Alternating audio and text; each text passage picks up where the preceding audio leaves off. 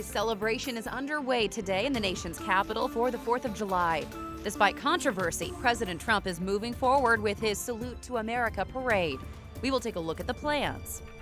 And we'll take a look at your 4th of July forecast for the fireworks shows tonight. And there are plenty of activities in store today to celebrate the holiday, but there are some things to remember to stay safe. We will break it down for you.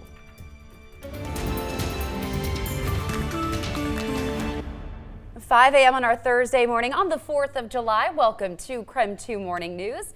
I'm Jen York. And I'm Thomas Patrick. Yes, we're so happy to have you with us for the holiday. Of course, people will be celebrating in a number of ways today all around the country. According to a survey by TripAdvisor, the top activities today include, no surprise here, Watching fireworks. yes, attending a cookout or a barbecue, or getting outside to enjoy the weather, maybe going for a hike or going for a swim. This is going to be my favorite activity, but when it comes to barbecues, a key ingredient is, of course, the sauce. Across the states, there are some interesting types of sauces that are popular. In Washington, we're interested in the diet-friendly keto barbecue sauce. Meanwhile, Idaho goes for the traditional way and favors homemade sauce. Some interesting barbecue flavors include Florida with guava-flavored sauce, and New Jersey, they have the bacon-flavored as their preferred. What is guava barbecue? I don't think I've had that before. I will say that my favorite has been Kansas City barbecue. Well, that's up like to this point. But that, has a history, right? Right. Yes. Expect heavier traffic on the roads today. Today is expected to be one of the busiest travel days during the 4th of July holiday. Get this, 49 million Americans across the nation are expected to be on the move during the next few days. And boy, yesterday was also a busy travel day. Doesn't look too bad here at 5 a.m. Just a few cars on the road. I think plenty of people are going to be sleeping in today. I think so. We're kind of the exceptions. Yeah, if you're up right now, what are you doing?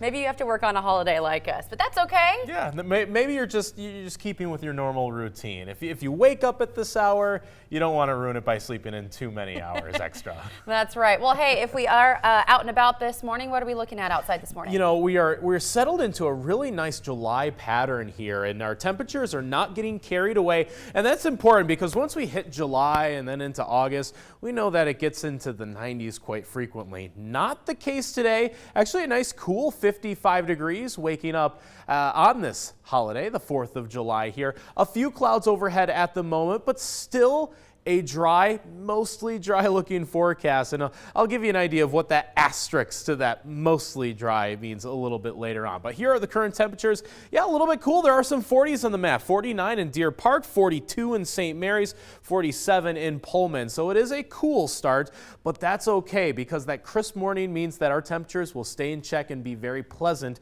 into the afternoon hours. So here's that asterisk to the mostly dry forecast. You see this little bit of rain near the Canadian border. I think there is a chance very, very close to our far northern mountain communities that could see a stray shower throughout the day today. But for Spokane, for Coeur d'Alene, and really for 98% of our viewing area, it'll be a dry 4th of July for us. So there's the day planner for today. Chance for some mountain showers to the north once we hit the afternoon hours primarily. Other than that, great looking day with our temperatures in the 70s for now, but we'll give you a detailed breakdown of your fireworks forecast coming up in just a few minutes. Thomas, thank you. Here's what you need to know before heading out the door this morning. A new school-based health center will soon serve students at Rogers High School in Spokane. Kaiser Permanente has agreed to $590,000 in funding. The clinic will be run by the Community Health Association of Spokane. It will provide medical, behavioral, and dental health services. The clinic will provide care for only for students, followed by expanding services to staff and family members. The clinic is expected to open by November 1st.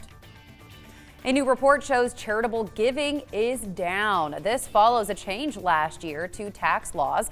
Giving USA reports it went down by 1.7%. That dip ended a 4-year streak of increases. A change to the federal tax policy is the biggest factor. It eliminated or reduced the benefits of charitable giving for many donors. Smaller nonprofits will take the biggest hits because much of the decrease comes from individual and smaller donors. Boeing is providing $100 million to families impacted by 2 deadly plane crashes. Both involved the Boeing 737 MAX jet. In total, the crashes have killed 346 people.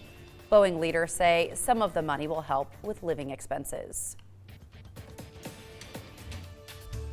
Just ahead of 5:05 now, in February, a heated sidewalk malfunctioned and killed a Spokane man's dog. A report later determined the dog died of an electrical shock from a stray voltage from the sidewalk's snow melting system. But out of that tragedy came change in the form of a new law called Hank's Law. KREM 2's Casey Decker explains how the law aims to stop this from happening again. So first, some details on why exactly the sidewalk heater was fatal. There were a few factors: a break in the insulation, a wet sidewalk, and highly conductive de-icing salt. The current also affected Hank more severely because for four-legged animals, the electricity goes right past the heart. The engineer who analyzed all this said it could have been prevented with a simple device, a ground fault circuit interrupter. It basically detects if the proper current is broken and then instantly shuts off the power. You've likely got these on your own outlets in your home. These devices have been required on all sidewalk heating systems since 1993, but the device that killed Hank was installed in 1973. Previously, businesses were not required to retroactively install the circuit breakers. And that brings us to the first thing that Hank's Law does. It requires every sidewalk heater in the city to have the circuit breaker, meaning some businesses might have to upgrade. Councilman Brian Begg says he does not expect the cost of those upgrades to be significant. The law also addresses another concern that arose after Hank's death. We don't really know where these systems even are. There's no database of sidewalk heaters and whether or not they have circuit breakers. This law will create such a registry. Property owners will be required to fill out a form notifying the city that they've got a sidewalk heater. They'll also be required to test the system once a year. So how long before all this goes into effect? Well, assuming the mayor doesn't veto, the ordinance becomes law in August. But businesses will get a year to upgrade their systems and to join the registry. After that year, violators can be fined. I also asked about whether simply shutting off the systems would be acceptable under the law. Begg said that as long as the system is permanently disabled, so it couldn't be simply turned on again by some future owner, then it's fine.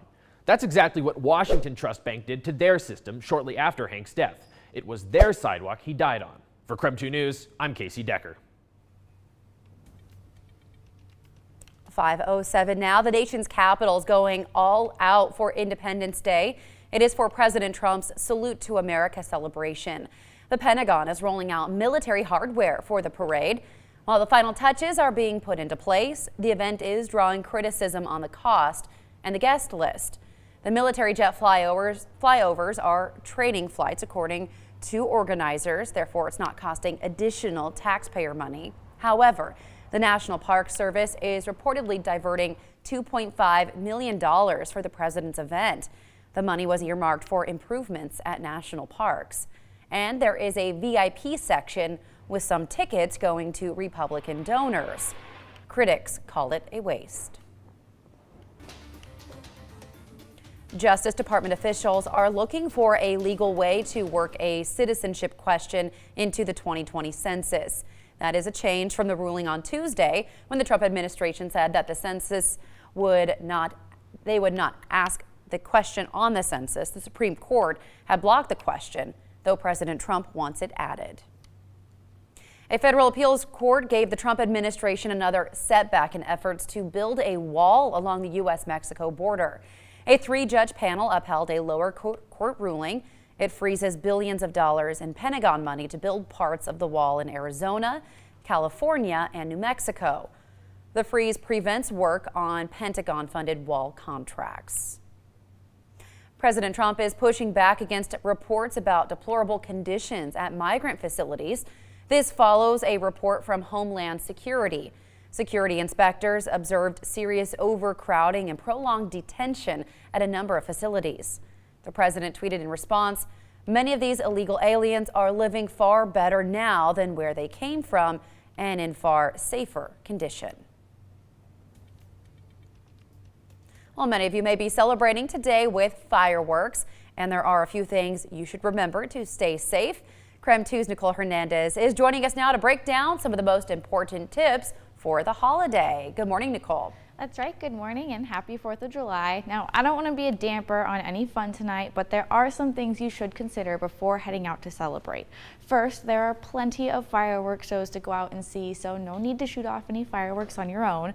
Like we've been reminding you all week, fireworks are illegal in Spokane, but even in areas where you can shoot them off, there are many reasons to leave that fun to the professionals. Which brings us to our next point. For some veterans suffering from PTSD, unexpected fireworks going off can actually trigger anxiety symptoms. And those loud noises also affect a lot of our furry friends, so make sure that you're doing some of these easy things to keep your pets safe. First, find a space for them that is comforting and as far away from the noise as possible. Walk your pup or play with him before the evening to tire him out. And what dog doesn't like treats? Give your dog some treats and toys to distract them. In case things don't work out and your pup still panics, make sure she is inside and all your windows and doors are closed. Some pets are not bothered at all by it, but the ones that are bothered can be bothered significantly to the point that they harm themselves, they run away and they're lost. This is a time of year that the Humane Society sees the biggest flux of lost pets that come in. That's just another reason to be mindful of how you have fun tonight. And last little reminder, don't leave the potato salad out. Most refrigerated foods can't stay out longer than a few hours before spoiling, and we all know how that can end. But mostly have fun and enjoy your holiday. Back to you. Nicole, thank you so much. Keeping everyone safe for the holiday. 5:11 now. Well, if you are still looking to make plans for the 4th of July, we will run down the list of events happening all around the inland Northwest. And on this day in 1884, the Statue of Liberty was formally presented to the U.S. in Paris. After the July 4th presentation, the statue was disassembled and shipped to New York City. The iconic statue was transported in 350 individual pieces. The completed statue stands just over 151 feet high, and it weighs more than 225 tons. You're watching KREM 2 Morning News.